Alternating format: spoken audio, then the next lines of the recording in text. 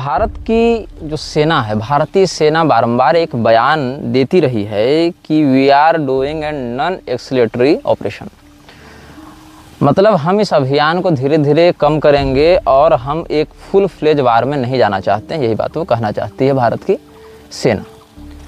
तो इनके अनुसार जो भारतीय सेना का बयान है और भारत की सरकार भी जो बयान दे रही है, उसके आधार पर जो बातें सार्वजनिक आ रही हैं वो ये कहती हैं कि पाकिस्तान की सरकार और सेना नहीं अपितु हम आतंकवादियों के विरुद्ध कार्रवाई कर रहे हैं। अब वो जो टेररिस्ट है वो टेररिस्ट क्यों बना, आतंकवादी क्यों बना?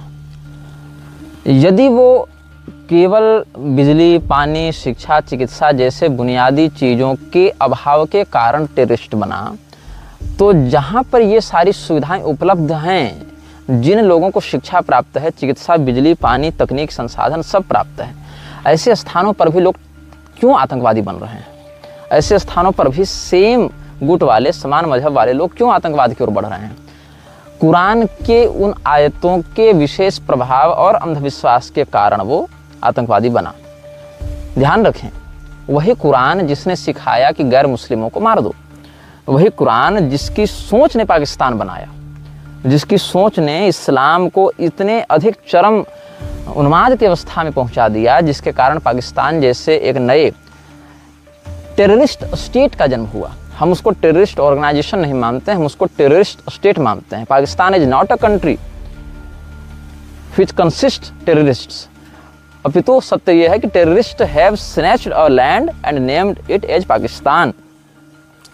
तो हिंदुओं को जिस विचारधारा ने उनके घर में भी मारा, आतंकित किया, कई शतकों से उनको अपने माध्यम से प्रताड़ित किया और बाहर भी मारा, और केवल हिंदुओं को नहीं अपितु हर उस समुदाय को जो इस्लाम में ईमान नहीं रखता है। तो सेना और सरकार यह स्पष्ट करे कि जब हमको शत्रु की वास्तविकता ज्ञात है, शत्रु का उद्देश्य ज्ञात है, तो उसके साथ हम एक असंभव और एक तरफा भाईचारा क्यों निभा रहे हैं? जब सरकार को पता है कि पाकिस्तान से आतंकवादी आए, आतंकवादियों को यहाँ रहने के लिए किसने दिया? क्या वो पाकिस्तानी नागरिक थे? जब वो आतंकवादी यहाँ घुसे थे, वो खाना क्या पाकिस्तानी नागरिक उनको दे रहे थे? नहीं, यहाँ के लोकल लोगों ने उनको खाना दिया, यहाँ के लोकल लोगों ने उनको हथियारों का मतलब जो संसाधन है वो उपलब्ध कराया, टूरिस्ट को ट्रैक करने का सारा इन्फॉर्मेशन दिया। तो यहाँ के लोकल लोग तो पाकिस्तानी नागरिक नहीं थे, वो तो बड़े सच्चे और मुसलमान और कश्मीरियत के बड़े झंडा बरदार थे। तो फिर ऐसे लोगों को आप क्यों टेररिस्ट नहीं मानकर इनकाउंटर कर रहे हैं? क्या वो टेररिस्ट का सहयोग करने के कारण स्वयं भी उस अपराध में समान रूप से भागीदार नहीं है? और यदि आपका ये कहना है कि पाकिस्तान से टेररिस्ट आए या पाकिस्तान फंडेड टेररिस्ट थे, जो कि सच भी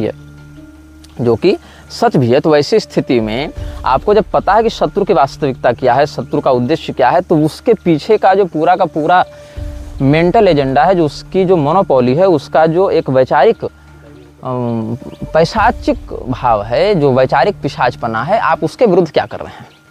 क्या पाकिस्तान की सरकार और फौज उस आतंकवाद को अपने उद्भव काल से ही प्रोत्साहित करती नहीं रही है?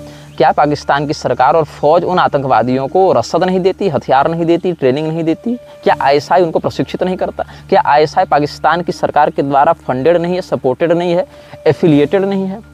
यदि है तो भारत की सरकार और सेना सीधे पाकिस्तान की सरकार और पाकिस्तान की सेना के विरुद्ध कोई अभियान घोषित रूप से क्यों नहीं चलाती है?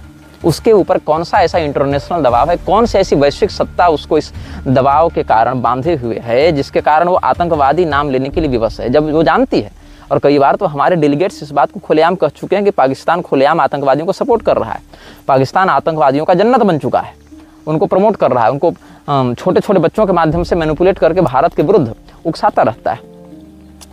तो यदि भारत की सरकार और सेना केवल यह मानती है कि हम पाकिस्तान के खिलाफ नहीं लड़ रहे, आतंकवादियों के खिलाफ लड़ रहे हैं, पाकिस्तान की सरकार और सेना के खिलाफ नहीं लड़ रहे, वी आर फाइटिंग टेररिज्म, तो फिर टेररिज्म के लोगों से भारत की सरकार को ना प्रतिकार मिलना चाहिए था। लेकिन मैं तो यह देख रहा हूँ और पूरा विश्व यह देख रहा है कि भारत की सरकार का विरोध, भारतीय जनता का विरोध पाकिस्तानी सेना कर रही है। वहाँ की अदालतें फैसला दे रही हैं, वहाँ की सरकार निर्णय ले रही है, वहाँ की सेना एक्टिव हो रही है, वहाँ से गोलीबारी करने के लिए लश्कर तैयबा और जैश ए मोहम्मद फ्रंट पर नहीं आ रहा है, बल्कि फ्रंट पर पाकिस्तानी आर्मी आ रही है।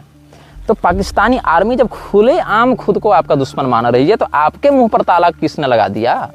पाकिस्तानी आर्मी जब खुलेआम, पाकिस्तान की सरकार, पाकिस्तान की अवाम, पाकिस्तान की अदालतें जब खुलेआम भारत को अपना शत्रु राष्ट्र मानती हैं, भारत के लोगों को धमकी देती हैं, जान माल की धमकी देती हैं, वहाँ रहने वाले हिंदुओं पर भी तमाम अत्याचार करती हैं, तो ऐसी स्थिति में भारत की सरकार बार बार ये ऑब्लिगेशन क्यों दिखाती है कि we are in non escalatory movement operation and we are not fighting Pakistan and its army, we are fighting terrorism. ये सब जो नाटक दिखाया जा रहा है भारत में, इसका क्या लक्ष्य है?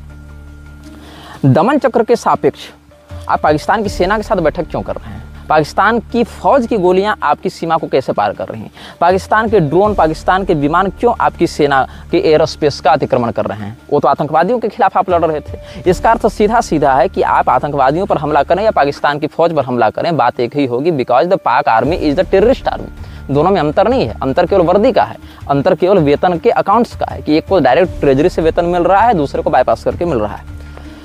आप जनता का पानी रोकने का दावा फिर क्यों कर रहे हैं? यदि आप आतंकवादियों के खिलाफ लड़ रहे हैं तो आप सिंधु नदी के जल समझौते का उल्लंघन करके आप पानी जो रोकने का दावा करते हैं कि हमने पानी रोक दिया, उससे क्या केवल आतंकवादी पानी पी रहा है? आतंकवादी की संख्या कितनी होगी? 100, 50 हज़ार, 10 हज़ार?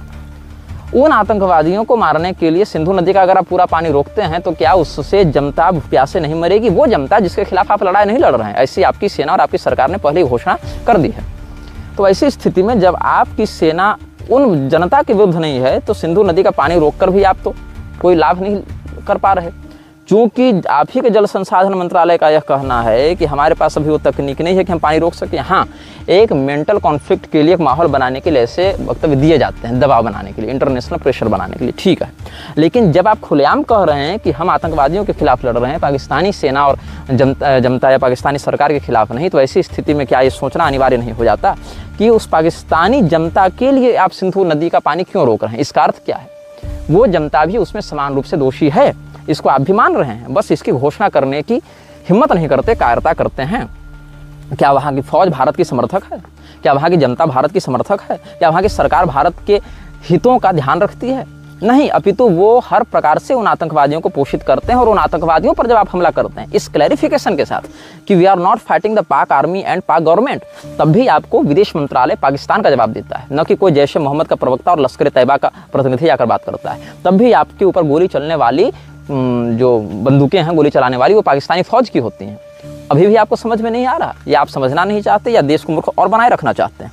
चलो ठीक है, पाकिस्तान की बात अब रहने देते हैं, हम बात करते हैं कश्मीर की। क्या कश्मीर की जनता और कश्मीर के मुसलमान और नेता भारत सरकार और सेना के समर्थक हैं?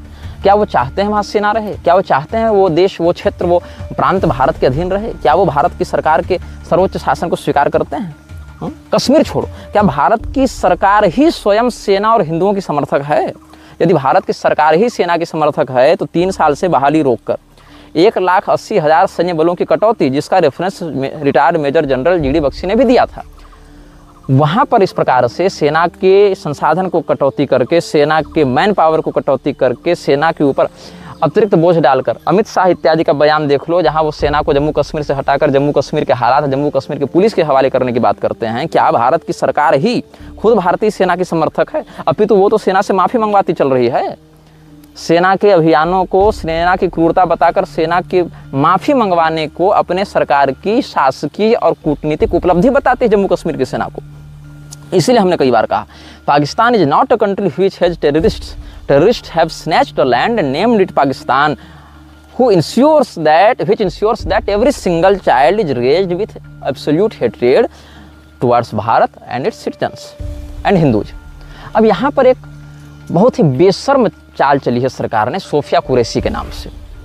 मानो पूरे के पूरे देश में जो इस्लाम के विरुद्ध एक जागरूकता आ रही थी, इस्लामिक टेररिज्म के विरुद्ध एक जागरूकता आ रही थी, उसको दबाया जा सके, सप्रेस किया जा सके। कैसे? इसके 3 चरण हुए।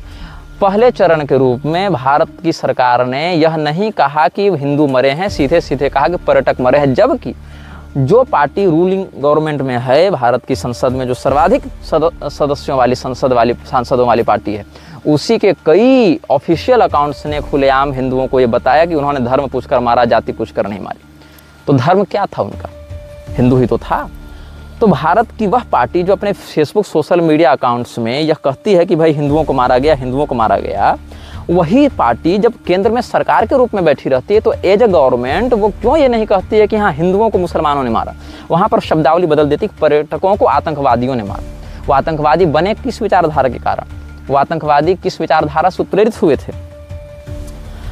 तो पहला चरण ये हुआ कि हिंदुओं के हिंदू की पहचान को छीन लिया गया, मुसलमानों की मुसलमान पहचान को छिपा दिया गया। ये कह दिया गया आतंकवादियों ने मारा, जबकि आतंकवादी किस पुस्तक को पढ़कर आतंकवादी बने और उस पुस्तक को पढ़ने वाले और कितने तमाम लोग वैश्विक आतंकवाद के लिए उत्तरदायी हैं, ये सत्य किसी से नहीं छिपा है। एक सड़क छाप व्यक्ति से लेकर इंटरनेशनल लीडर्स तक इस सत्य को जानते हैं, बस औकात किसी की नहीं कि जबान थोड़ा सा खोलकर, मुंह थोड़ा सा खोलकर इस पर कोई बात करें। अब हम बात करते हैं सर्वदलीय बैठक की। दूसरे चरण में क्या हुआ, सर्वदलीय बैठक हो गई। सर्वदलीय बैठक में उमर अब्दुल्ला को ही बुलाया जा रहा है, सबको बुलाया जा रहा है। उमर अब्दुल्ला कौन है? शेख अब्दुल्ला का लड़का, जो कश्मीर में होने वाली अव्यवस्था के लिए पूर्णतया प्रत्यक्ष रूप से उत्तरदायी है। जब अमानुल्लाह खान ने JKLF बनाई थी, Jammu and Kashmir liberation front, या कहीं लिबरेशन फोर्स भी ये लोग कहते थे, तो JKLF का बहुत ही क्लोज मेंबर था शेख अब्दुल्ला। शेख अब्दुल्ला का लड़का है उमर अब्दुल्ला। ये महबूबा मुफ्ती, ये सब जो कश्मीरी नेता खुद को बताते हैं, ये सब भी पहले हिंदू ही थे, 2-4 पीढ़ी पहले। हाँ? लेकिन ये सारे लोग जो खुद वहाँ टेररिज्म को प्रमोट कर रहे हैं, जो वहाँ खुद अव्यवस्था को जन्म दे रहे हैं, आप सर्वदलीय बैठक में बुलाकर क्या संदेश देना चाहते हैं? क्या ये लोग आपकी बात मानेंगे? यदि आपकी हिम्मत है तो इन सारे नेताओं को, कथित आतंकवाद समर्थकों को जेल में डालते। आप तो उनको जनता का प्रतिनिधि मानकर सर्वदलीय बैठक में बुलाकर उनको सारा इन्फॉर्मेशन पास आउट कर रहे हैं कि देखो हम बैठक में ये निर्णय ले रहे हैं, हम बैठक में ऐसी योजना बना रहे हैं। ये आपकी कूटनीति है और ऐसे नेताओं के समर्थक हमको रणनीति और जियोपॉलिटिक्स समझाने आते हैं। खैर, मुसलमानों से घुलने मिलने वाले धीरेन्द्र शास्त्री को, मोदी को, अमित शाह को हनुमान जी का अवतार, और एक हाथ में कुरान दूसरे में संविधान, एक हाथ में कंप्यूटर दूसरे में कुरान, एक हाथ में गीता कुरान दूसरे में संविधान की बात करने वाले धीरेन्द्र को, अमित शाह को, मोदी को विष्णु भगवान का अवतार, शिव जी का अवतार और हनुमान जी का अवतार, ये सब बताकर क्या हिंदू अपने ही देवी देवताओं का अपमान करके इन नेताओं का अनावश्यक महिमामंडन करने के कारण स्वयं धर्मद्रोह नहीं कर रहा? स्वयं देशद्रोही तत्वों के साथ सम्मिलित होकर दुबई जाकर वहाँ पर POK की प्राइम मिनिस्टर के निकटवर्ती या जाकिर हुसैन के निकटवर्ती व्यक्ति के पैसे पर दुबई जाकर कार्यक्रम करने वाला और एक हाथ में गीता कुरान की बात करने वाला धीरेन्द्र शास्त्री क्या देशभक्त है कि देशद्रोह का लक्षण दिखा रहा है? ये चिंतनीय है। मृतकों के बयान बदलवाए जा रहे हैं। वो लोग कह रहे हैं हम लोग कश्मीरियों के विरुद्ध नहीं है, मुसलमानों के विरुद्ध नहीं है। अरे मूर्खों, तुम्हारे सामने तुम्हारे प्रियजनों को, तुम्हारे परिवारजन वालों को हिंदू होने के कारण धर्म पूछ पूछ कर मार डाला गया, और आज तुम पॉलिटिकल प्रेशर में कहते हो कि हम मुसलमानों के खिलाफ नहीं हैं। तो क्या तुम हिंदुओं के खिलाफ हो? अब जिस हिंदू समुदाय के आक्रोश के कारण, व्यापक जन आंदोलन, एक मांग के कारण सरकार, जो नियत जिसकी नहीं है कभी युद्ध करने की, वो भी विवश हो गई पाकिस्तान के विरुद्ध, छोटा मोटा ही सही लेकिन सर्जिकल स्ट्राइक करने के लिए या एक युद्ध के स्थिति में आने के लिए विवश हो गई। तुम उसी हिंदू पहचान के साथ छल कर रहे हो, अपने उस मृत परिजन के लाश का अपमान कर रहे हो, सरकारी दबाव में बयान बदल रहे हो। ये कश्मीरियों के विरुद्ध नहीं, मुसलमानों के विरुद्ध नहीं। अब क्या करेंगे वो लोग? तो अब कब तुम विरुद्ध होगे? तुम कभी विरुद्ध नहीं हो सकते। तुम्हें भी उसी स्थान पर मर जाना चाहिए था, तुम्हें भी उसी स्थान पर मर जाना चाहिए था, और इस नियत में आगे भी तुम लोग उसी प्रकार से मारे जाओगे, क्योंकि आज भी तुम स्टॉकहोम सिंड्रोम के शिकार हो, जो कभी भी अपने देश और धर्म के किसी काम नहीं आ सकते सिवाय वोट बैंक की राजनीति करने के। सबसे अधिक क्षति इसमें किसकी है? पाकिस्तानी हिंदुओं की। बेचारे अगर पाकिस्तान में रहें वहाँ भी मारे जाएंगे। क्यों? क्योंकि वो हिंदू को एज ए पाक सिटीजन नहीं मानते, वो मानते हैं ये लोग तो भारत के समर्थक हैं। इसीलिए अब पाकिस्तानी जनता का गुस्सा किन पर फूटेगा? पाकिस्तानी हिंदुओं पर फूटेगा। जो पाकिस्तानी मुसलमान हैं वो किस पर अत्याचार करेंगे? पाकिस्तानी हिंदुओं पर अत्याचार करेंगे, ये कह के कि तुम हिंदू हो, काफिर हो, तुम भारत के समर्थक हो। अब भारत की सेना का सीधे सीधे तो कुछ बिगाड़ने की स्थिति में अभी नहीं है वो लोग, भारत की जनता को तो सीधे सीधे मिटाने की स्थिति में वो लोग नहीं हैं अभी। तो क्या करेंगे? पाकिस्तानी हिंदुओं के ऊपर अत्याचार करेंगे। वही हिंदू जो आपके द्वारा ठुकराए जाने के कारण आज भारत में सुरक्षित नहीं रहे, वही हिंदू जिनको आपने नागरिकता नहीं दी, जिनके लिए आपने कोई ठोस व्यवस्था नहीं की, क्योंकि आपका सारा संसाधन और ध्यान रोहिंग्या और बांग्लादेशियों की आवभगत में, उनके पहुनागिरी में, उनके मेहमान नवाजी में लगा हुआ था, उनके आतिथ्य में लगा हुआ था। तो वो पाकिस्तानी हिंदू अब विवश होकर आप ही की नीति के आधार पर भेज दिए गए वापस अपने उसी नरक में, जहां पाकिस्तानी जनता उनसे उस बात का बदला लेगी जिसके वो उत्तरदायी भी नहीं है, केवल इसीलिए कि वो हिंदू हैं। वहाँ से मार खाकर बेचारे यहाँ आए, यहाँ आपकी सरकार के द्वारा ठुकराया गया। वहाँ के आतंकवादी जब यहाँ के हिंदू को मारते हैं तो आप ही उस मृत व्यक्ति की हिंदू पहचान छिपाकर कहते हैं कि पर्यटक मारे गए। उसके परिजनों से बयान बदलवाते हैं कि हम कश्मीरी मुसलमानों के विरोध में नहीं हैं, और साथ ही साथ पाकिस्तानी नागरिकों को यहाँ से भेजने के बहाने, ताकि लोगों को लगे कि हम मुसलमानों को भेज रहे हैं, आप उन पाकिस्तानी हिंदुओं को भी वापस भेज देते हैं। और उस स्थिति में वहाँ पर उनको वही अत्याचार फिर से झेलना पड़ता है जिससे डर कर वो भागे थे, बचकर भागे थे। ये आपका जियोपॉलिटिकल डिप्लोमेट आपका ये गुण है, ये आपकी जियोपॉलिटिकल डिप्लोमेसी है। ऐसे आप देश चलाएंगे, ऐसे आप वैश्विक रूप से अपने जनता की रक्षा करेंगे। आज ओआईसी विक्टिम कार्ड खेल रहा है कि नहीं खेल रहा है? आज ओआईसी भारत के विरुद्ध एकजुट हो रहा है कि नहीं हो रहा है? पाकिस्तान का समर्थन कर रहा है कि नहीं कर रहा है? पाकिस्तान की क्या हैसियत है भारत के सामने? सैन्य शक्ति की ही बात करें तो क्या हैसियत है, लेकिन ओआईसी के दम पर वो भारत पर तमाम सैंक्शंस इंटरनेशनल लेवल पर लगाने की स्थिति रखता है कि नहीं रखता है? यूरोपियन यूनियन का कुछ नहीं हो सकता, क्योंकि देखो पाकिस्तान को डिप्लोमेटिक सपोर्ट मिल जाता है अपने इस्लामिक कंट्रीज से। भारत को कौन करेगा डिप्लोमेटिकली सपोर्ट? उसकी डिप्लोमेसी कहाँ काम करे? वेस्टर्न कंट्रीज को कोई मतलब नहीं, यूरोपियन यूनियन को कोई मतलब नहीं है। यूरोपियन यूनियन पाकिस्तान, भारत, अफगानिस्तान, नेपाल, तिब्बत, भूटान इत्यादि क्षेत्रों को उस इंटरेस्ट के साथ नहीं देखता, क्योंकि वो उनके लोकल मुद्दे नहीं हैं। ऊपर से इन देशों में चल रहे ईसाई मिशनरी और फ्रीमेसन्स के अधिकारी पहले से भारत के विरुद्ध काम करते रहते हैं, इसलिए भी वो लोग इसमें अधिकाधिक न्यूट्रल रहते हैं। तो आप यूरोपियन यूनियन और मानवाधिकार से तो बहुत अधिक आशा नहीं रख सकते हैं इस मामले में। –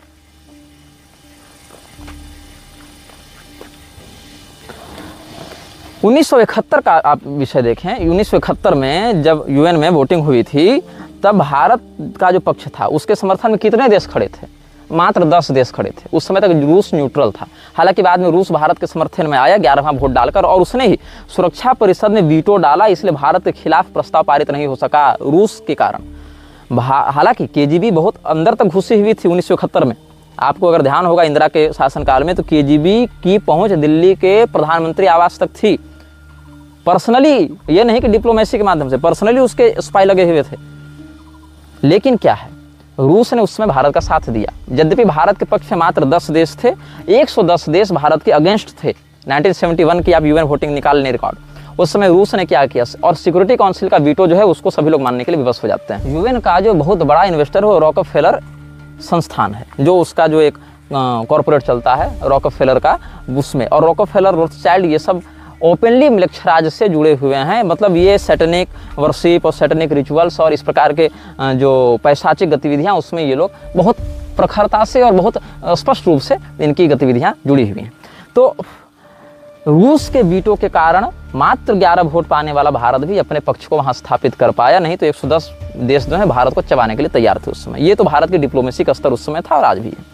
अब भारत क्या है, सामरिक संधियों के लिए रूस पर निर्भर करता है, व्यापारिक संबंधियों के लिए यूरोप और अमेरिका पर निर्भर करता है। चीन के साथ उसका सामरिक तो कोई तालमेल है नहीं, पड़ोसी है तो भैया व्यापारिक कुछ संबंध हर पड़ोसी का होता है, उतना तो भारत पाकिस्तान का भी आपस में सामरिक संबंध है।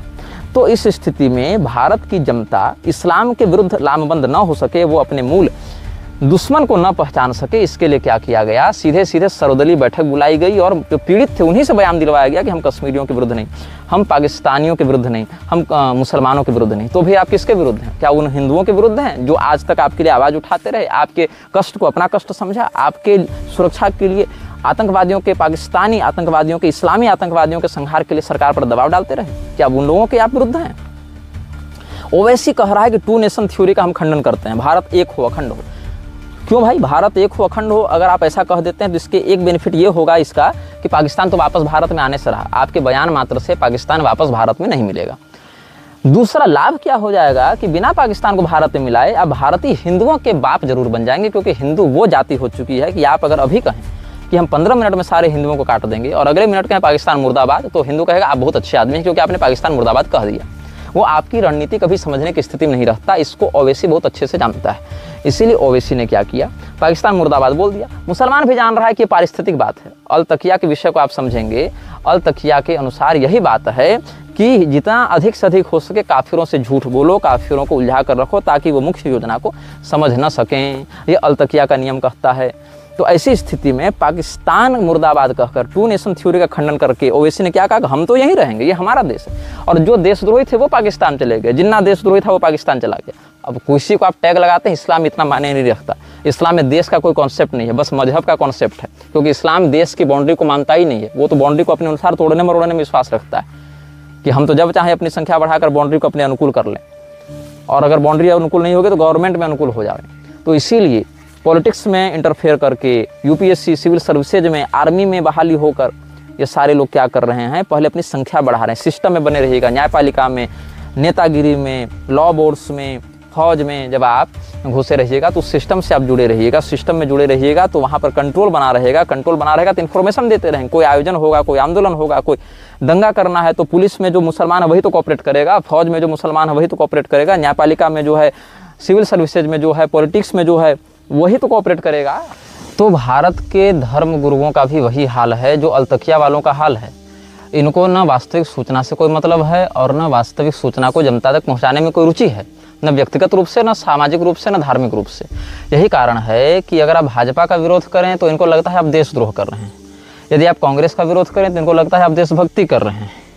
यदि आप श्री रामचंद्र जी का अपमान करते हैं और भाजपाई हैं तो इनको कोई समस्या नहीं होती। बहुत सारे ऐसे रामानंदी लोग जो मेरे विरुद्ध बहुत कुछ कहते रहते हैं। मैं एक उदाहरण भी देना चाहूँगा। कुछ दिन पूर्व हमारे परिवार, मतलब जिसमें मैं नहीं था, मेरी पत्नी नहीं थी, मेरे भाई बहन नहीं थे, वो लोग रेल यात्रा कर रहे थे। वो कामाख्या धाम आए थे दर्शन करने के लिए। तो मैंने अपनी माता जी इत्यादि को तीर्थाटन करवा के वापस घर भेज दिया था। उन पर ट्रेन में किसी रिटायर्ड पुलिस अधिकारी ने दुर्व्यवहार किया और मारपीट इत्यादि झगड़े की स्थिति आई। तो हमने रेलवे को लिखा था। उस पर गुरुचरण दास जैसे लोग ये कमेंट करने लगे कि सुना है निग्रहाचार्य को ट्रेन में कूट दिया, उसकी प्रियतमा के साथ बदतमीजी की, अब न्याय की गुहार उस न्यायालय से मांग रहा है जिसको बीजेपी के रखेल बोलता था। ऐसा व्यंग करने लगे लोग। जबकि मलूक पीठाधीश्वर की माता जी का देहावसान हुआ तो हमने शोक संवेदना का वक्तव्य निर्गत किया था। इतनी भी मानवता इन लोगों के अंदर नहीं बची है। हालांकि हम स्वयं वहाँ थे नहीं, लेकिन अगर कदाचित हम होते और मेरे या मेरी पत्नी के साथ ऐसा कुछ होता जिनको बहुत अच्छा लगता, ये लोगों का मुंह यहाँ खुल गया। तब नहीं खुला जब श्री रामचंद्र जी को इमाम बता रहा था इन्हीं का चहेता आरएसएस। हाँ, ये बात ज़रूर है कि हमने वहाँ रेलवे पुलिस से मदद मांगी। क्यों मांगी? हम फ्री में नहीं जा रहे थे, हमने पैसा दिया था। धन के आदान प्रदान के समय यह आश्वासन दिया जाता है प्रशासन के द्वारा कि आपकी हम सुरक्षा करेंगे। जाने अनजाने, इच्छा या अनिच्छा से अलग अलग कमोडिटीज़ के लिए, अलग अलग चीज़ों के लिए सरकार व्यापारियों से टैक्स वसूलती है और व्यापारी अपने ग्राहक से वसूलता है। तो कहीं ना कहीं, चाहे राज्यवेन का हो, चाहे दुर्योधन का हो, चाहे कंस का हो, महर्षि भृगु, विदुर जी और अक्रूर जी जैसे धर्मनिष्ठ जनजोश म्लेच्छ तंत्र का, उस कुशासन का विरोध ही करते हैं। लेकिन आशा उन्हीं से रखते हैं क्योंकि वर्तमान में गद्दी में वो बैठा है, वर्तमान वो कर संग्रह कर रहा है। हालांकि उसका शासन अनीतिपूर्ण है, इसलिए विरोध हो रहा है। लेकिन जहाँ पर वह कर ग्रहण कर रहा है वहाँ उसकी नैतिक जिम्मेदारी बनती है कि वो हमारी रक्षा करे, और इसके लिए उसके पास व्यक्ति जाता है। और साथ ही साथ व्यक्ति का भी यह कर्तव्य बनता है कि यदि उसकी अनीति दिख रही है तो उसको फटकार लगाए। और इस दोनों प्रकार से हम अपनी नीति पर स्थित हैं, जो कि ये लोग या इनके गुरुजन नहीं है।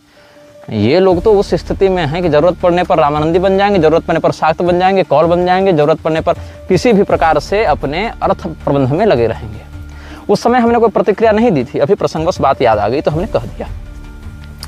आपको क्यों लगता है कि सरकार जो है वो पाकिस्तान जैसे संवेदनशील मुद्दे पर जनता से सच बोलेगी?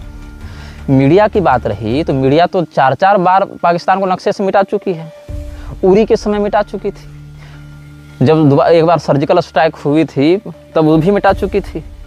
अभी 2 दिन पहले ही जी न्यूज़ पूरा पाकिस्तान उड़ा चुका था अपने चैनल पर। तो मीडिया जो है वो अपना विज्ञापन स्लॉट बेचने के लिए आपको मूर्ख बनाती है। सरकार की भी यही नीति रहती है, सरकार की भी यही योजना रहती है। सोफिया कुरैशी के माध्यम से हिंदुओं के ऊपर एक ऐसा, मतलब मैं कहूँ, एक थोपा जा रहा है, एक विचार, एक नैरेटिव थोपा जा रहा है जो ये कहता है कि हिंदू अपनी रक्षा नहीं कर सकता। और हिंदू इस्लाम से पीड़ित नहीं है, हिंदू आतंकवाद से पीड़ित है। अभी देखिएगा, अभी सोफिया कुरैशी को केवल सेना का कर्नल होने के कारण महिमा मंडन नहीं किया जा रहा। वो न खुद जाकर लड़ी है न कुछ की है, जबकि केवल प्रेस ब्रीफिंग की है। मात्र प्रेस ब्रीफिंग करने के कारण उसको इतना ग्लोरीफाई क्यों किया जा रहा है भाई? इससे पहले और कितने जनरल्स ने या कितने कर्नल्स ने प्रेस ब्रीफिंग की? उनको इतना हाइप क्यों नहीं दिया गया? क्योंकि वो मुसलमान नहीं थे, वो हिंदू थे या अधिक से अधिक सिख थे। अब यहाँ पर क्या हो रहा है कि सोफिया को इतनी हाइप इसलिए दी जा रही है क्योंकि वो एक मुसलमान है, दूसरे स्त्री है। तो यहाँ महिला कार्ड भी सरकार खेल सकती है, इस्लामी कार्ड भी खेल सकती है। हिंदू जब भविष्य में इस घटना को इतिहास के रूप में देखेगा तो उसके अंदर ये गर्व और स्वाभिमान नहीं रहेगा कि हमने इस्लामी आतंकवाद से टक्कर लिया। इस्लामी शब्द तो हट ही गया आतंकवाद से। ये रहेगा कि हाँ, कोई सोफिया कुरैशी नाम की महिला आई थी जिसने हमारे प्राण बचाए। जैसे अभी बताया जा रहा है ना कि सोफिया की परदादी को जो थी वो रानी लक्ष्मीबाई के साथ कंधा में कंधा मिलाकर लड़ी थी, वैसे ही लड़ी जिस प्रकार से आज सोफिया लड़ रही हिंदू को बचाने के लिए। और हिंदू तो सोफिया के नाम की माला भी जप रहा है, हिंदू तो ओवैसी के नाम की माला भी जप रहा है। हिंदू को अलतकिया थोड़े समझ में आएगा। सेना में हिंदुओं की संख्या अधिक है, इसीलिए भारतीय सेना अनुशासित है। सेना में जिस दिन मुसलमानों की संख्या अधिक हो जाएगी उस दिन हिंदू अफसरों के साथ क्या किया जाएगा ना, ये सेना के अफसर अच्छे से जानते हैं। अब आप कहेंगे कि सेना में कोई हिंदू मुसलमान नहीं होता, वही सड़ा गला तर्क आप लेकर आएंगे, और चूंकि आप लेकर आ रहे हैं इसी से पता चलता है कि आप हिंदू हैं। अगर आप मुसलमान होते तो ये कुतर्क कभी लेकर नहीं आते कि सेना में हिंदू मुसलमान नहीं होता है। सुन लीजिए, मुस्लिम रेजिमेंट का नाम सुने।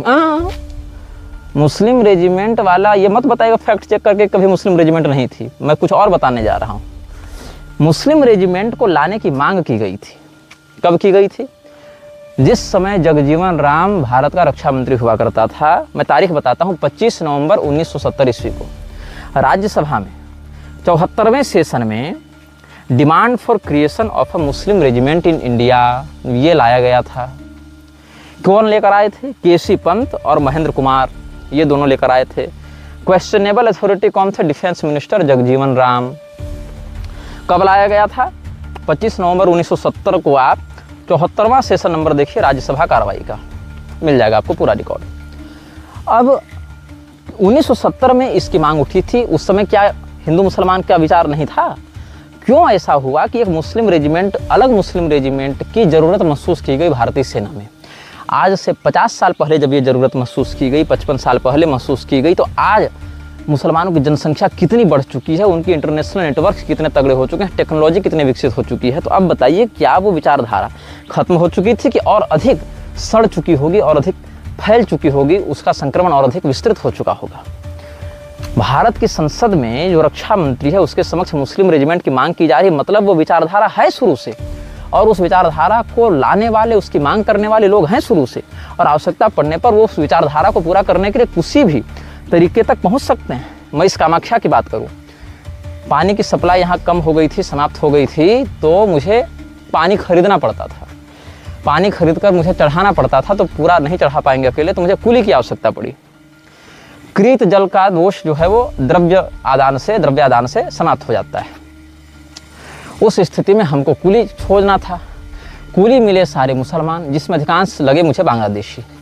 मैंने एक पंडित जी की ही दुकान थी जहाँ से मैं पानी ले रहा था, उनको मैंने पूछा कोई हिंदू कुली नहीं मिलेगा? उन्होंने कहा पहले बहुत थे, लेकिन क्या करें, हिंदू कुली जो काम का 100 रुपया मांगता है, ये मुसलमान कुली उसी काम को 50 में 60 में कर देता है।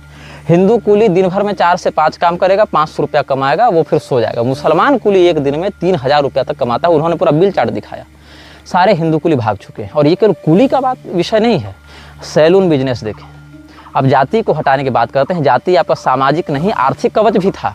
जाति व्यवस्था आपकी अर्थव्यवस्था की भी गारंटी थी कि आप उस जाति में जन्मे हैं, आपके लिए वो आजीविका जन्म से सुनिश्चित है, जन्म से सुरक्षित है। आप फूल वाले के पास जाइए, फल वाले के पास जाइए, सब्जी वाले के पास जाइए, सैलून में जाइए, नाई की दुकान पर जाइए, डेकोरेशन में जाइए, यहाँ तक कि आपके घर में शादी होती है, उसका टेंट वाला, उसका डीजे वाला, उसका बैंड वाला, आपके बहू बेटी के हाथ में मेहंदी लगाने वाला तक, उसको लहंगा पहनाने वाला तक मुसलमान घुसपैठ किया हुआ है। वहाँ तक उसी घुसपैठ हो चुकी है। आपके घर में आने वाला प्लम्बर, आपके घर में आने वाला इलेक्ट्रिशियन, आपके घर में आने वाला जो और भी तरह का लेबर है, कुली है, मजदूर है, होम मेड है, मतलब घर की दाई है, नौकरानी, वो बहुत बड़ी मात्रा में मुसलमान, बांग्लादेशी सब इसमें घुसपैठ कर चुके हैं। रोज रोज आपको ये समाचार सुनने को मिलेगा, यहाँ थूक रहे हैं, यहाँ पेशाब कर रहे हैं, यहाँ खाने में ये मिला रहे हैं, यहाँ ऐसे कर रहे हैं, वैसे कर रहे हैं। तब आपको शर्म नहीं आती? आपको क्या लगता है वो विचारधारा फौज में जाकर बदल जाएगी? खास करके तब जब वो फौज में भी मुस्लिम रेजिमेंट की मांग संसद में ला चुके हैं। अभी संख्या कम है, इसलिए अपने आप को देशभक्त दिखा रहे हैं। जिस दिन संख्या थोड़ी सी और अधिक होगी उस दिन आपको तुरंत 2 मिनट लगेगा आपको गीता का ज्ञान होने में। 18 अध्याय एक सांस में आप पढ़िएगा, तुरंत वो ज्ञान हो जाएगा। अर्जुन को तो भगवान कृष्ण आकर बताए थे तब ज्ञान हुआ था ना, आपको 2 सेकंड में हो जाएगा कि फौज में हिंदू मुसलमान होता है कि नहीं होता है। देखिए, ठेले वाले के स्तर पर, कुली के स्तर पर, फल वाले, सब्जी वाले, नाई, प्लम्बर, घर के नौकर, उस स्तर पर जब वो रेकी कर रहे हैं, हथियारों का स्मगलिंग कर रहे हैं, थूक रहे हैं, मूत्र मिला रहे हैं, तब अधिक संसाधन मिलने पर, अधिक शिक्षा मिलने पर, अधिक पावर और पैसा मिलने पर वो देश के साथ क्या करेंगे? शिक्षा समाधान नहीं है, क्योंकि आपकी शिक्षा उनके लिए कुफ्र है। उनका मानना है कुरान ने जो लिख दिया वही सही है। वो तो धरती चपटी मानकर घूम रहे हैं ना। एक अपने सिस्टम में जब तक उनकी संख्या दृढ़ नहीं होती है तभी तक वो शांत रहते हैं कि मौलिक अधिकार ऐसा है, मानवाधिकार वैसा है, उसकी मांग करके वो लोग शांत रहते हैं, चुप रहते हैं। लेकिन जब वो संख्या बल में प्राप्त कर लेते हैं तब सिर्फ कुरान ही उनका एकमात्र गाइडलाइन वो वाली पुस्तक, मानदंड वाली पुस्तक हो जाती है। No one who declares his faith in Islam can be trusted even till the last drop of his blood. इसको आप याद रखिएगा। द ओनली गुड मुसलमान, only good Muslim is a dead Muslim because he lives not for you, not for the country, he lives for Allah and he dies for Allah. और वो आपको उसके लिए मारेगा भी। ही किल्स फॉर अल्लाह, वही उसको शुरू से सिखाया गया, वही उसके सॉफ्टवेयर में फीड किया गया है। हाँ? एक मुस्लिम डॉक्टर, मुस्लिम शिक्षक, मुस्लिम सैनिक पहले मुस्लिम होता है, बाद में कुछ और होता है। उसकी पहली पहचान वो मुस्लिम बताता है, बाद में शिक्षक, डॉक्टर, सैनिक, नेता बताता है। लेकिन एक हिंदू डॉक्टर, एक हिंदू शिक्षक, एक हिंदू सैनिक, हिंदू बाद में होता है। पहले कहता मैं चिकित्सक हूँ, मैं सैनिक हूँ, मैं शिक्षक हूँ। वो अपनी पहचान अपनी आजीविका से जोड़कर बताता है। हिंदू पहचान बाद में, और हिंदू पहचान उसकी वैकल्पिक होती है। उसको हिंदू बाद में भी अगर स्वीकार कर ले तो एक बात समझ में आती है, लेकिन वो क्या कहेगा, मैं तो सभी धर्मों का सम्मान करता हूँ। बस यही कारण है उसकी दुर्गति का। कॉलेज की लड़कियां जो मुसलमान परिवारों से हैं वही अपने सहेलियों को लव जिहादियों से मिलवाती हैं। ऐसे कई मामले आए हैं कि उसकी एक मुसलमान सहेली थी, वही लव जिहादी से उसको अपने भाई के दोस्त से सब मिलवाई और उसकी तस्करी करवा दी। ये तक आपको मिलेगा। मुस्लिम टीचर्स, जो महिलाएं हैं, पुरुष हैं, सब पूरे के पूरे कल्ट को ही एक अलतकिया में घुसाकर चल रहे हैं। आप समझ रहे हैं कि फौज के स्तर पर क्या हो रहा होगा? आपको ये नहीं दिखता जम्मू कश्मीर की पुलिस में क्या चल रहा है?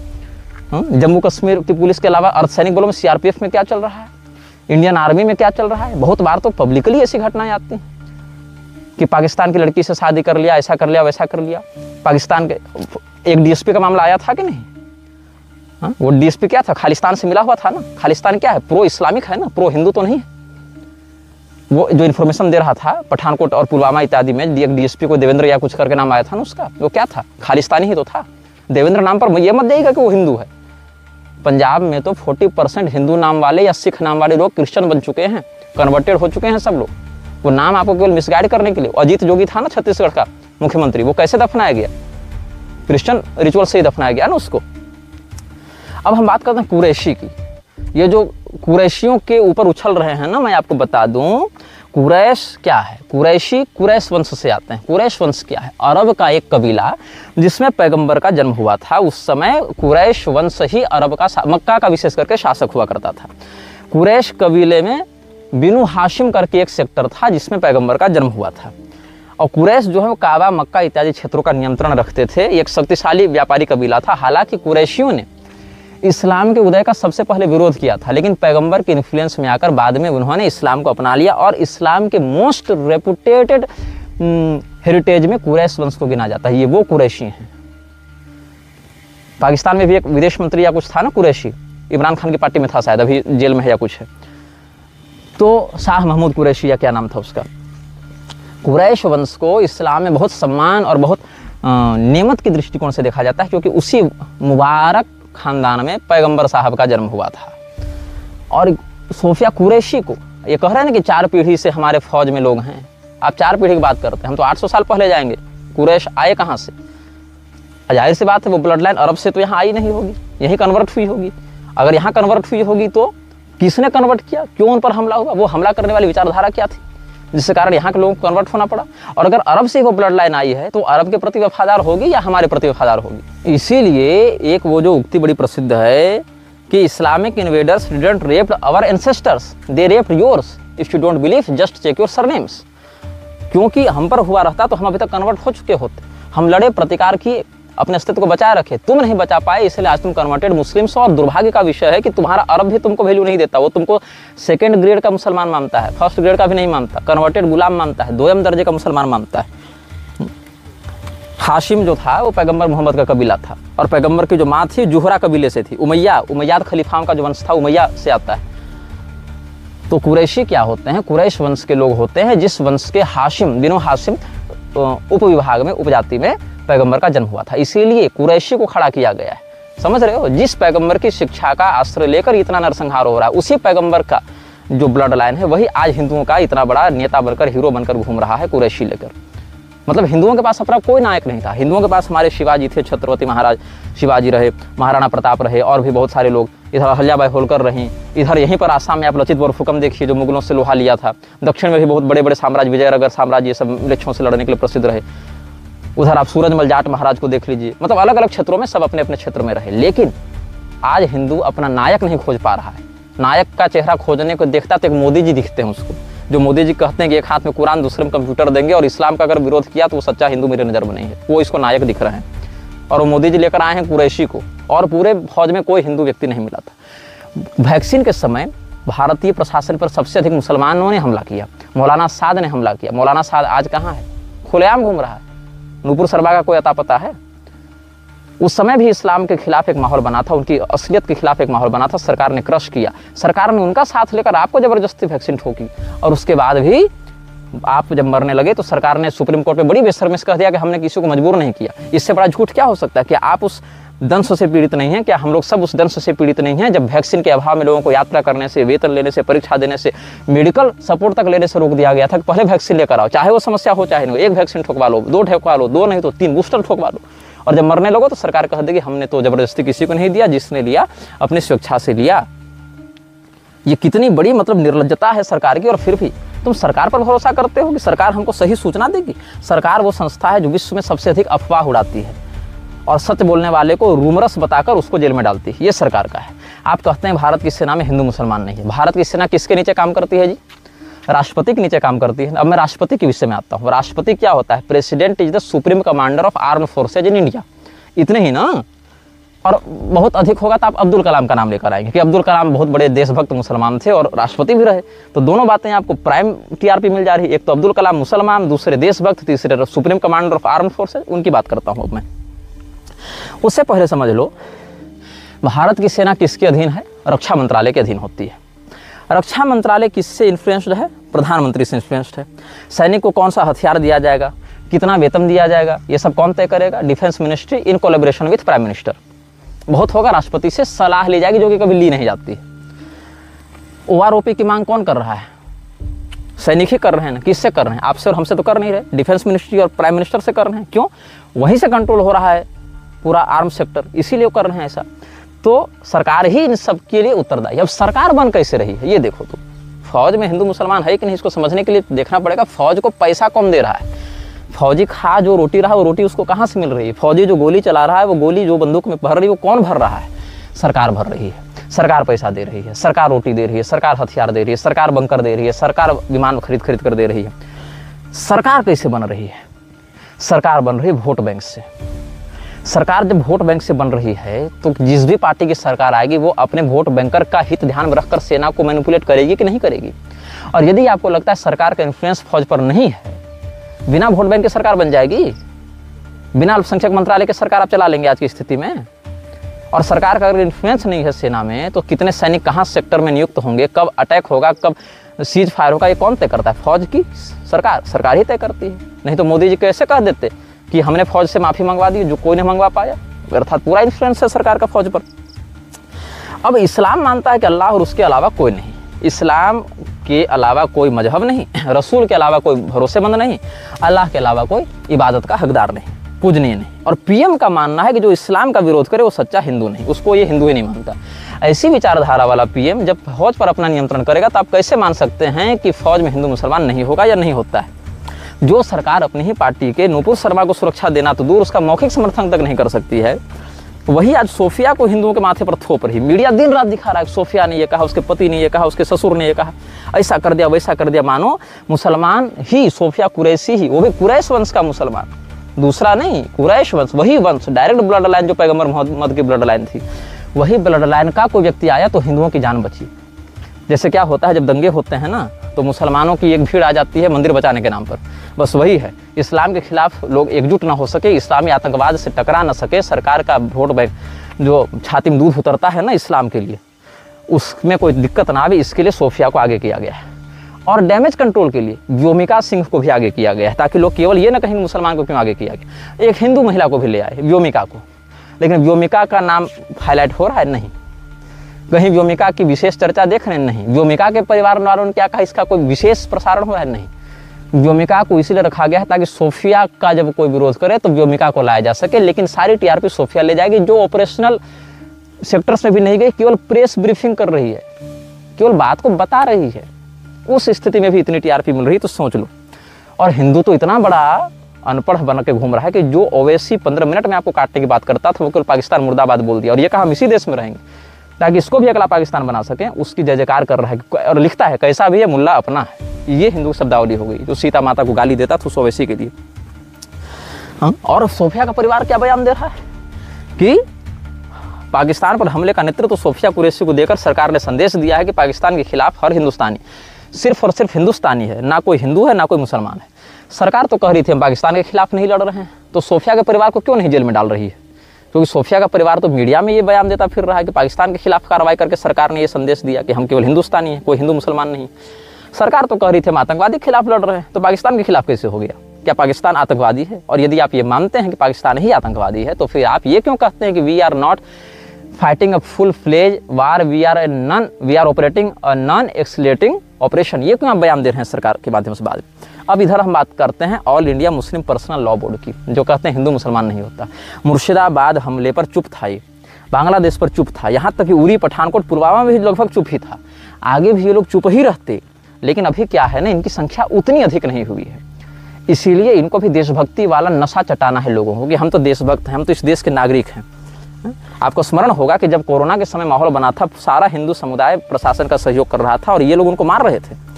उल्टे प्रशासन के साथ मिलकर सरकार ने वैक्सीन पर हिंदुओं के साथ फुल फ्लेज गुंडई की और उसके दुष्प्रभाव पर कोर्ट में पलट गई। ये मिला हिंदुओं को, वो माहौल हिंदू भूल गया। एक माहौल बना था कश्मीर फाइल्स के समय, वो माहौल भी हिंदू भूल गया, फिल्म जब आई थी। एक माहौल 370 धारा के समय भी बना था, तब लोग कह रहे थे कि जाकर कश्मीर में हिंदू प्रॉपर्टी खरीदेंगे। कितने हिंदू प्रॉपर्टी खरीदे जी? हिंदू छोड़ो, जो वहाँ के विस्थापित भागे हुए कश्मीरी पंडित थे वो कितने वहाँ पर वापस लौट पाए? हाँ, ये जरूर है कि 50 अरबी कंपनियों को हजारों कनाल भूमि वहाँ पर इंडस्ट्री के नाम पर दे दी गई। 370 हटाने के कारण बाहरी इन्वेस्टमेंट बढ़ा, उसमें हिंदू नहीं अरबी कंपनियां आकर इन्वेस्ट कर रही हैं, पाकिस्तान को और इस्लाम, कश्मीर को और अधिक इस्लामिक बना रही हैं पाकिस्तान इन्फ्लुएंस से। और all India Muslim personal law board कभी कुछ नहीं बोला। यहाँ कहता है कि हम देश के साथ हैं और आतंकवाद के खिलाफ हैं, लेकिन वक्फ के वाले मुद्दे पर हमारा आंदोलन चलता रहेगा और कुछ नहीं। और वो भी पुलवामा को कंडेम नहीं कर रहा है। मुस्लिम राष्ट्रीय मंच पुलवामा को, ये पहलगाम को गलत नहीं बता रहा है। ये नहीं कह रहा कि कुरान में इसकी इजाज़त नहीं है, ये नहीं कह रहा कि उनके खिलाफ फतवा जारी करो, ये कह रहा है कि हम देश के साथ हैं, पाकिस्तान के साथ अच्छा हो रहा है। कहने से क्या जाता है, हिंदू मूर्ख बनेगा। पाकिस्तानियों को भी पता है कि इस्लाम का मेन एजेंडा क्या है, अलतकिया, लोगों को मूर्ख बनाओ, अपना काम निकालो। अब हम इस विषय में चर्चा कर रहे थे कि जब हमने सोफिया के विषय में अपना मंतव्य ऐसा दिया कि आप ऐसे संवेदनशील मामले में इस्लाम के विरुद्ध भारत की जागरूकता को न्यूट्रलाइज करने के लिए सोफिया कुरैशी को पॉलिटिकली लेकर आए हैं और केवल प्रेस ब्रीफिंग करने के कारण भी उसको इतना मीडिया अटेंशन और हाइप दिया जा रहा है, मानो कि उसी ने अकेले ब्रह्मास्त्र लेकर पूरे पाकिस्तान को उड़ा दिया। तो लोग कहने लगे कि अब्दुल कलाम का क्या, एपीजे अब्दुल कलाम तो बड़े देशभक्त वैज्ञानिक रहे, मिसाइल मैन रहे देश के। अब मैं ये बात बताता हूँ, आपको पता है कि जाकिर नाइक क्या करता है? जाकिर नाइक इस्लामी चरमपंथ को बढ़ावा देता है, सब जानते हैं, ये कोई छिपी बात नहीं। आपको ये पता है कि भारत में जो मुसलमान IAS IPS की तैयारी करते हैं और भारत को इस्लामी राष्ट्र बनाने का सपना देखते हैं, उनको फंडिंग कहाँ से मिलती है? यदि आप हिंदू हैं, आपको अगर सिविल सर्विसेज की तैयारी करनी है, आपको कहाँ से पैसा मिलेगा मैं नहीं जानता, लेकिन अगर आप एक मुसलमान हैं तो आपको जकात फाउंडेशन से पैसा मिलेगा। जकात फाउंडेशन और जाकिर नाइक के टाइप्स सार्वजनिक हैं, मतलब उन दोनों का आपस में संबंध, घनिष्ठ संबंध सभी लोग जानते हैं। जकात फाउंडेशन से पैसा लेकर लोग ISIS में जाकर भर्ती होकर आतंकवादी बनते थे, ये भी बात, या बनते हैं, ये भी बात सार्वजनिक है, पब्लिक डोमेन में ये सारी बातें हैं। आपको पता है जकात फाउंडेशन के स्थापक कौन है? वही आपके चहेते बड़े लाडले प्यारे भारत रत्न श्रीमान APJ Abdul Kalam. APJ Abdul Kalam was the person who founded Zakat Foundation, and Zakat Foundation is the institution who is sending Muslim youths to ISIS by giving them monetary support। तो जकात फाउंडेशन का ये जो सत्य है, ये शायद आप नहीं जानते होंगे, लेकिन मैंने आपको बता दिया। अब भारत में जो अंधभक्त जनता है ना, वो जनता, जवान, किसान, ये सब नाम सुनते ही द्रवित हो जाते हैं। मतलब कोई जवान के विरुद्ध कुछ बोल दे, किसान के विरुद्ध कुछ बोल दे तो नहीं। किसान आंदोलन के नाम पर इतना बड़ा तमाशा आतंकवादियों ने, विदेशी फंडर से ही तो किया। तो किसान का नाम ले लो, जवान का नाम ले लो, या कुछ ऐसे लोग, अम्बेडकर, नेहरू तो फिर भी कम, लेकिन अम्बेडकर, गांधी, या अभी अब्दुल कलाम, रतन टाटा, ये सब कुछ ऐसे नाम हो गए हैं जो अछूते हो गए। ये सब अछूत हैं, वो कैसे अछूत? फिजिकली नहीं, टॉपिक के लिए अछूत है। मतलब आप इन पर डिस्कशन नहीं कर सकते। इनका एक ऐसा ब्रांड बना दिया गया कि ये सब महामानव थे, इनसे अधिक पवित्र, सच्चा, इनसे अधिक महानता के शिखर पर कोई दूसरा खड़ा नहीं था। अब अब्दुल कलाम के विषय में कहते हैं, आपको याद होगा पोखरण द्वितीय जब परीक्षण हुआ था, कब? 1998 में पोखरण का द्वितीय परीक्षण जब हुआ था, तो के संथानन करके वहाँ पर एक इंचार्ज थे। के संथानन ही उस अभियान के इंचार्ज थे। उन्होंने कहा था स्पष्ट रूप से कि APJ अब्दुल कलाम ने स्पष्ट रूप से मतलब गलती की है पोखरण 2 की रिपोर्ट तैयार करने में, उनको देने में। उनको पोखरण के विषय में जो रिपोर्ट, पोखरण द्वितीय का जो परीक्षण था वो गलत था। मतलब APJ अब्दुल कलाम को जो इतना बड़ा वैज्ञानिक बताया जाता है वो उतने बड़े वैज्ञानिक थे नहीं। हाइप बनाया गया कि हाँ एक मुसलमान खड़ा हो, क्योंकि मुसलमान थे तो मुसलमान को अगर देशभक्त दिखाएंगे, बहुत बड़ा वैज्ञानिक आविष्कार दिखाएंगे तो ज़्यादा मतलब आकर्षित होगा। और यही कारण है, हिंदू ही अधिक उनकी शव यात्रा में गया, मुसलमान कहाँ गया? तो आर चिदम्बरम जो है, आर चिदम्बरम वो जो टेस्ट कर रहा था, कंडक्ट कर रहा था, जो आर चिदम्बरम ने साइंटिस्ट की टीम को लीड भी किया था, उसने बताया कि संथानम का जो क्लेम है, डॉक्टर के संथानम का क्लेम है, वो गलत है, वो भ्रामक है। APJ अब्दुल कलाम ने भी कहा कि उसका भ्रामक है। तब यहाँ पर सामने आते हैं PK अयंगर। अच्छा, मजे की बात क्या है कि यहाँ चिदम्बरम हो, चाहे संथानम हो, चाहे अयंगर, क्या नाम है, अयंगार हो, चाहे अब्दुल कलाम हो, ये सारे लोग, या गोपाल कृष्णन बाद में आएंगे, ये सारे लोग जो हैं वो सब के सब साउथ इंडियन है। तो आप ये भी नहीं कर सकते कि नॉर्थ साउथ का झगड़ा हो गया, सारे लोग ये लोग साउथ इंडियन थे। आर चिदम्बरम ने कहा कि भाई संथानम का दावा गलत है।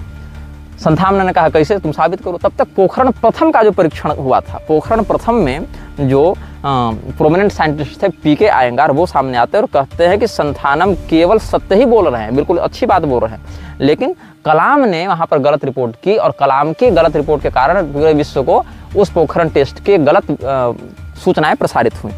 और इतना ही नहीं, एक गोपाल कृष्णन करके साइंटिस्ट हुआ करते थे, एक गोपाल कृष्णन ने भी यहाँ बैकअप दिया किसको, संथानम के बयान को, और कहा कि जो संथानम का ऑब्जर्वेशन है और कलाम का ऑब्जर्वेशन है उसमें साइंटिफिकली संथानम डॉक्टर जो के संथानम है उनका जो रिपोर्ट है, उनकी रिपोर्ट अधिक साइंटिफिकली एक्यूरेट है, वो सही है।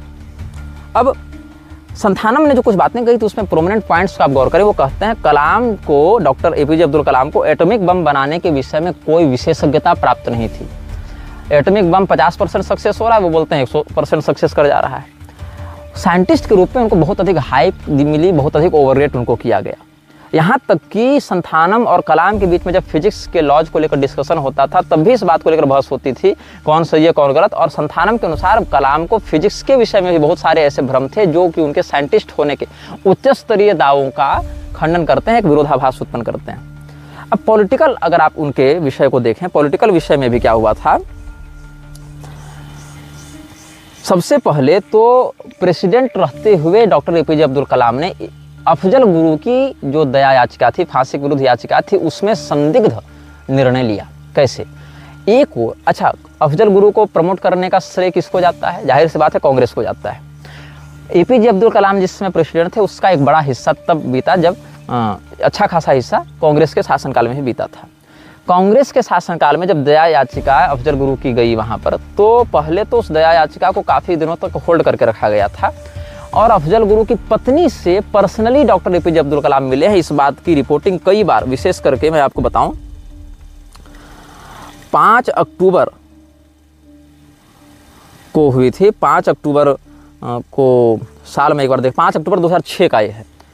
5 अक्टूबर 6 को ये द डॉन जो पाकिस्तानी अखबार है वो भी छापा था, पाकिस्तानी होकर भी छाप रहा है। भारतीय मीडिया में इकोनॉमिक टाइम्स, ये सब रेडिफ में भी आप पढ़ सकते हैं उसको। 5 अक्टूबर 2006 का जो समाचार है, जहां पर बताया गया कि 20 मिनट तक कलाम के साथ अफजल की वाइफ तबस्सुम की मीटिंग हुई है, जहां पर APJ अब्दुल कलाम ने जो भी आश्वासन दिया होगा उसकी डिस्कशंस हुए हैं। बाद में अब्दुल कलाम ने कहा कि हमको तो कोई दया याचिका मिली ही नहीं। अब हुआ क्या, दया याचिका कौन भेजेगा? गृह मंत्रालय के माध्यम से जाएगी। दया याचिका गृह मंत्रालय ने नहीं भेजा, ऐसा दावा था किसका? अब्दुल कलाम का। तो अब्दुल कलाम जो हैं वो राष्ट्रपति हैं और केवल ये इंडियन लोकल मुद्दा नहीं, ये इंटरनेशनल मुद्दा बन गया। जबकि 2007 में यूरोपियन यूनियन में डॉक्टर अब्दुल कलाम प्रेसिडेंशियल हैसियत से गए थे, तो वहाँ पर 2 ब्रिटिश सांसद भी आकर, यूरोपियन यूनियन वाले, यूरोपियन पार्लियामेंट के 2 ब्रिटिश सांसद भी अफजल गुरु का केस लेकर APJ अब्दुल कलाम के पास आए थे। आप यूरोपियन यूनियन जा रहे हैं, वहाँ पर आपको 2 यूरोपियन यूनियन के ब्रिटिश सांसद आपको आकर अफजल गुरु के बारे में बोलते हैं। अफजल गुरु की पत्नी पर्सनली आपसे 20 मिनट डिस्कस करती है इस विषय में। और गृह मंत्रालय की यह हैसियत हो गई कि वो दया याचिका रोक दिया।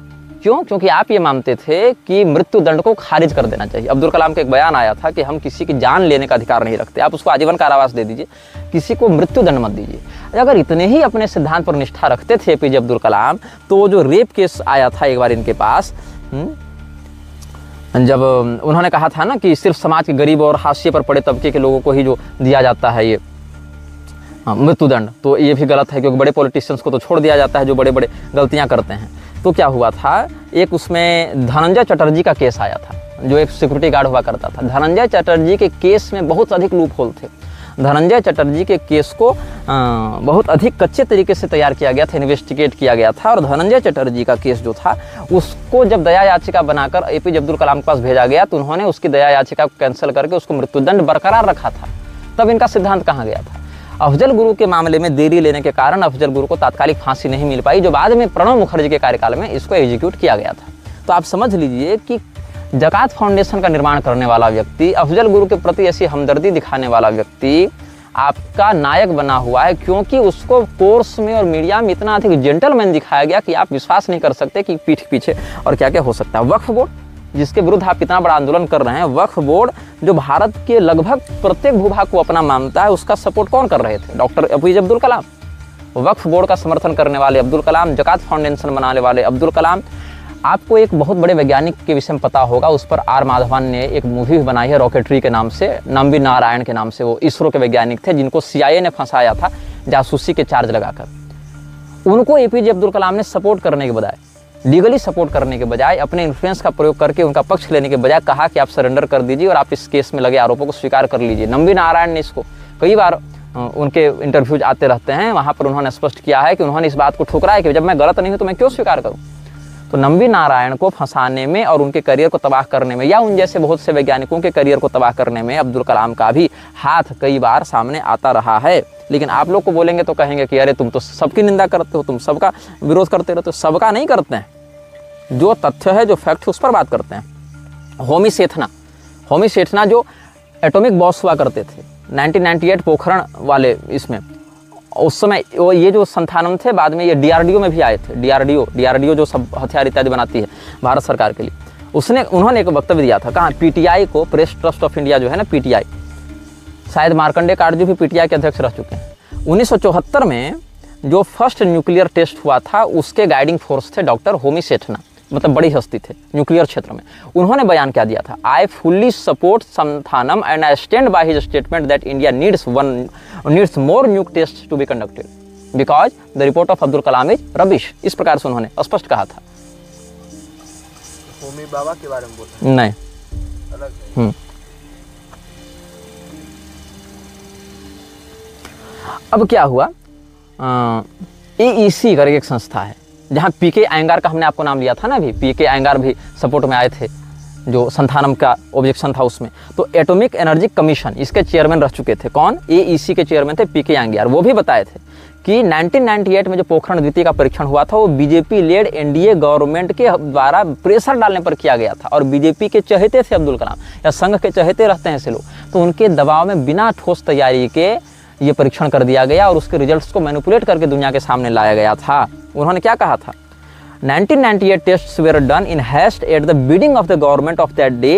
A BJP-led NDA government headed by Atal Bihari Vajpayee had just assumed office when India conducted the tests. ये सब अच्छा, AEC के चेयरमैन ये भी रह चुके थे, डॉक्टर होमी सेठना भी रह चुके थे 1974 में। और कलाम ने क्या कहा था? जो रिपोर्ट की थी डिजायर्ड यील्ड, यही उन्होंने टर्म कोट किया था कि जो हमें परिणाम की आशा थी वो परिणाम हमें पोखरण द्वितीय के परीक्षण से प्राप्त हुआ। लेकिन सेठना ने कहा कि former president APJ Abdul Kalam was not a scientist and Santhanam is a physicist and he knew what he was talking. ये बात कोई गैर जिम्मेदार व्यक्ति नहीं कह रहा है, एटॉमिक एनर्जी कमीशन का चेयरमैन कह रहा है। What does Kalam understand about physics? He can say anything as he was the president and a politician. And और आगे क्या जोड़ते हैं वो, उनके आप बयान को मैं कोट कर रहा हूँ। What Santhanam said was absolutely correct. What did he, मतलब Kalam, know about extracting making explosive grade? He didn't know a thing by being a president. He appeared to wear the stature. He relied on atomic energy to gain additional stature. ये कहा उन्होंने कलाम के बारे में कि आपको परमाणु बमों के बारे में या उस एटॉमिक एनर्जी के बारे में कुछ ठोस जानकारी नहीं थी, लेकिन फिर भी प्रेसिडेंशियल हैसियत से या अपने पॉलिटिकल इन्फ्लुएंसेज से आपने अपने आप को मिसाइल मैन कर दिया। और इस प्रकार से चूंकि पॉलिटिशियंस से मैं इंटरफेयर करना नहीं चाहता इन विषयों में, नंबी नारायण का हाल सब देख ही चुके थे, इसीलिए उन्होंने आगे कोई रिमार्क्स नहीं किया। लेकिन इतना जरूर कहा कि ये जो अब्दुल कलाम का जो अत्यधिक महिमा मंडन है कि बहुत बड़े वैज्ञानिक हैं और इनसे बड़ा कोई हुआ ही नहीं, मान लो अन्यतम हुए मिसाइल क्षेत्र में, इसके विषय में उन्हीं के कलीग्स का जो बड़े बड़े पदों पर रह चुके थे उनका क्या दावा है, इसको भी आप एक बार समझ लें। क्यों इस हड़बड़ी में टेस्ट किया गया एनडीए के गवर्नमेंट के द्वारा? क्योंकि अगर पाकिस्तान पहले कर लेता तो उस स्थिति में भारत का रेपुटेशन बहुत ज़्यादा खराब हो जाता। If Pakistan fired an explosion before India, what a common man in India would have thought. ये पीके अयंगार का बयान है। इसीलिए उस समय खड़ा किया गया एक व्यक्ति को जिसका नाम था आर चिदम्बरम, जो प्रिंसिपल साइंटिफिक एडवाइजर थे भारत सरकार में। अब भारत सरकार के एडवाइजर भारत सरकार के खिलाफ जाकर थोड़े बयान देगा, तो उसने कहा कि ये लोग मूर्खतापूर्ण बात कर रहे हैं, ये सारे वैज्ञानिक झूठ बोल रहे हैं। और आप जान लीजिए कि बड़ी संख्या में भारत के परमाणु वैज्ञानिकों की हत्या होती रही, लेकिन एपीजे अब्दुल कलाम को किसी ने, होमी भाभा तक को मरवाया गया। होमी भाभा से लेकर एपीजे अब्दुल कलाम तक लगभग घोषित और अघोषित रूप से 200 से अधिक वैज्ञानिकों को गुप्त रूप से मारा गया, लेकिन अब्दुल कलाम पर कोई आंच कभी नहीं आई। इतना ही नहीं, अब आगे के विषयों पर देखते हैं। जब आप कोंडनकुलम में, तमिलनाडु में के कोंडनकुलम में जब न्यूक्लियर पावर प्लांट लग रहा था, पूरे लोकल लोग उसके विरोध में थे, लेकिन एपीजे अब्दुल कलाम ने कहा नहीं, ये बनेगा। नरेंद्र मोदी की सरकार जो अभी नदियों को जोड़ने की बात कर रही है बारंबार कि हम नदियों की धारा को आपस में एक दूसरे से जोड़ देंगे, ये प्रस्ताव किसका था? ये प्रस्ताव 2002 में सबसे पहले एपीजे अब्दुल कलाम ने ऑफिशियली घोषित किया था कि ऐसा करना होगा, ऐसा करने से अच्छा होगा। जबकि ये पूरे के पूरे इकोसिस्टम के साथ बहुत बड़ा मजाक है, बहुत बड़ा खिलवाड़ है। नदियों की धारा जोड़ने से सभी नदियां एक दूसरे से विकृत हो जाएंगी और प्राकृतिक विप्लव जो होगा उसका जिम्मेदार यही कथित नीति निर्धारक ऐसे लोग बनेंगे। तो जो चटर्जी वाला मुद्दा था, धनंजय चटर्जी का जो केस था, जो हेतल पारेख का रेप और मर्डर नहीं हुआ था 1990 वाला केस, उसके विषय में तो मृत्युदंड देने के लिए तैयार हो गए तुरंत। कौन? एपीजे अब्दुल कलाम, उसकी दया याचिका खारिज करने के लिए। लेकिन अफजल गुरु वाले मामले में कहे कि मृत्युदंड देने का अधिकार किसी को नहीं है, हम तो इसका विरोध करते हैं, क्योंकि ईश्वर प्रदत्त, अल्लाह प्रदत्त या जो भी गॉड प्रदत्त जो है जीवन लेने का अधिकार किसी मनुष्य को नहीं है। वाह, कितनी अद्भुत विचारधारा, कितनी अद्भुत मानवता की बात थी। तो जो ज़कात फाउंडेशन के निर्माता रहे वो मुसलमान ही थे। ज़कात फाउंडेशन खुलेआम ISIS में युवाओं को भर्ती करवा रही है, एक बहुत बड़े एजेंडे पर चल रही है कि भारत में कैसे सिविल सर्विसेज में, प्रशासन में, न्यायपालिका में, पॉलिटिक्स में मुसलमानों की एक बड़ी संख्या को घुसाया जा सके, और जब सिस्टम में हम अच्छी संख्या में आ जाएँ तो उनको नष्ट किया जा सके, सिस्टम को अपने पक्ष में लेकर हिंदुओं को समाप्त किया जा सके। इसमें जो संस्थाएं लगी हुई हैं वो आप चाहे अब्दुल कलाम की बात करें, चाहे आज के समय में हामिद अंसारी की बात करें, तो भारत के राष्ट्रपति, उपराष्ट्रपति, भारत के रक्षा विभाग से जुड़े हुए लोग, गृह विभाग से जुड़े लोग, शिक्षा विभाग से जुड़े लोग। अब्दुल कलाम आज़ाद जो शिक्षा मंत्री रहा, क्या उसने अपने क्षेत्र में हिंदुओं के विरोध कार्य नहीं किया? अब्दुल कलाम आज़ाद को ले लीजिए, सर सैयद अहमद खान को ले लीजिए, मोहम्मद अली जिन्ना को ले लीजिए, अब्दुल कलाम, एपीजे अब्दुल कलाम को ले लीजिए, हामिद अंसारी को ले लीजिए, और अभी ये लोग अभी नया गॉडफादर लेकर आए सोफिया कुरैशी, जो कि बहुत बड़ी देशभक्त है। भैया इसके विषय में क्या कहें, आप आगे समझदार हैं कि अगर वो नहीं होती तो आज भारत तो बिल्कुल पाकिस्तान के कब्जे में हो चुका होता, हिंदुओं का कोई तारणहार नहीं होता। तो ये कैसे हिंदुओं के जातीय गौरव को नष्ट करके, धार्मिक कर्तव्यों को नष्ट करके, उनके नायकों को खा कर ऐसे लोगों को प्रमोट किया गया है, इसके विषय में हमने आपको एक झलक इस श्रृंखला में दिखाई। कामाख्या धाम से इस श्रृंखला का ये अंतिम एपिसोड रिलीज किया जा रहा है। इसके बाद के एपिसोड कुछ दिनों के अंतराल से भी आ सकते हैं, रेगुलर भी आ सकते हैं, लेकिन वो संभवतः हिमालय से रिलीज किए जाएंगे।